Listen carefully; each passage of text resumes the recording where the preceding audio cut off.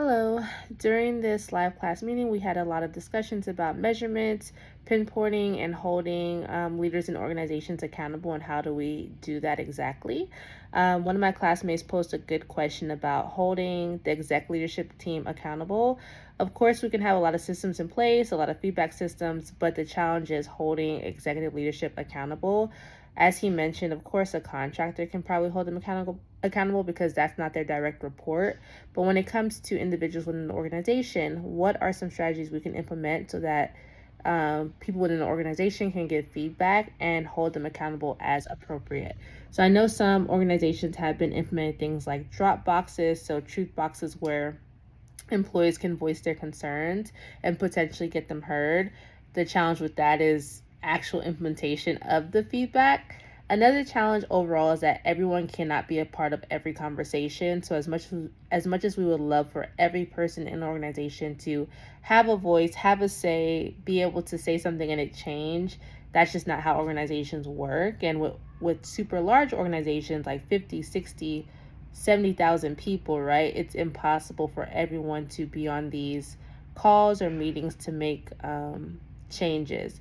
So organizations must adopt models where there is a filtering system that, from the bottom, it's getting up to the top so that people in the exec team can hear what the people, below them are saying and make effective changes. Pinpointing is a strategy that's very common in organizational behavior management.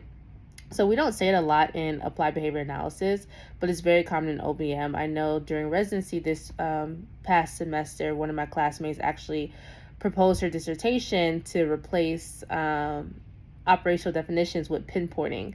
So pinpointing just is very clear and cut. It specifies the behavior, and there's really no ambiguity to it. The challenge with operational definitions, as per her dissertation, is that it can be a bit ambiguous.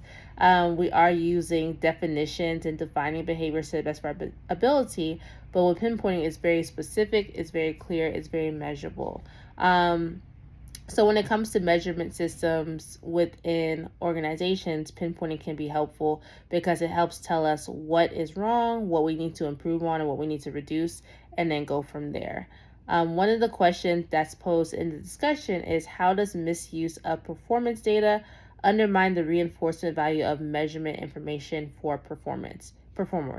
So when we implement measurement systems in an organization, right? So say, for example, quality assurance, we're trying to get BCBAs to score a 4 or 5 on quality assurance. The idea is that scoring a 4 or 5 is reinforcing within itself.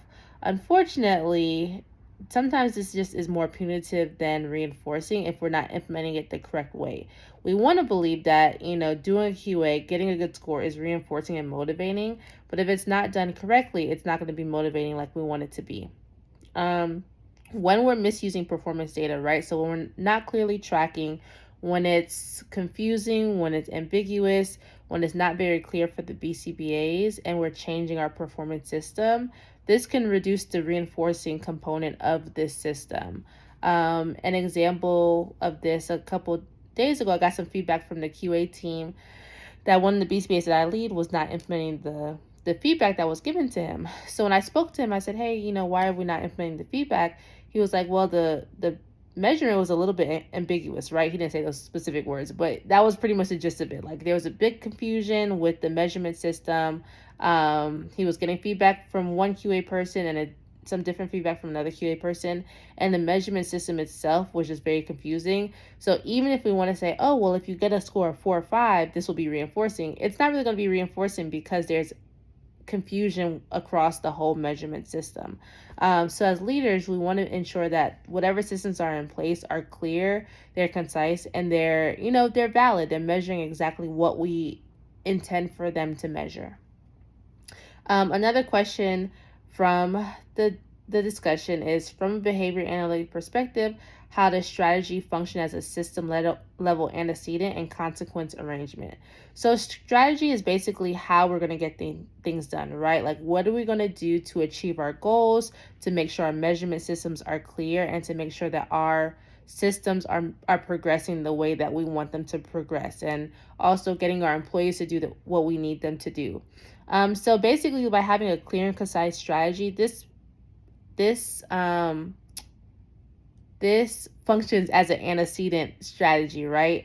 So, for example, if upon hiring BCBAs, we are very clear and concise about our quality assurance expectations, like, hey, you're going to be getting a QA check every 3 months. You need to score 80% or higher. After you score 80% or higher, you master out of QA checks, right? That is our strategy when it comes to quality assurance, and we're being very clear up front about our expectations. So on the other end, BCBAs will hear this, they'll remember this, and this serves as an antecedent for that achieving that quality assurance behavior, right? Achieving that 80% score, because they're motivated for it and they know the consequence for it. So if I achieve this 80% across, say, 3 consecutive months, I get to master out of QA checks and I don't need to do them anymore, right? So that kind of serves as a negative reinforcer, because once they do this skill, that is removed from them. So that is how strategy can function as an antecedent or consequence on a system level.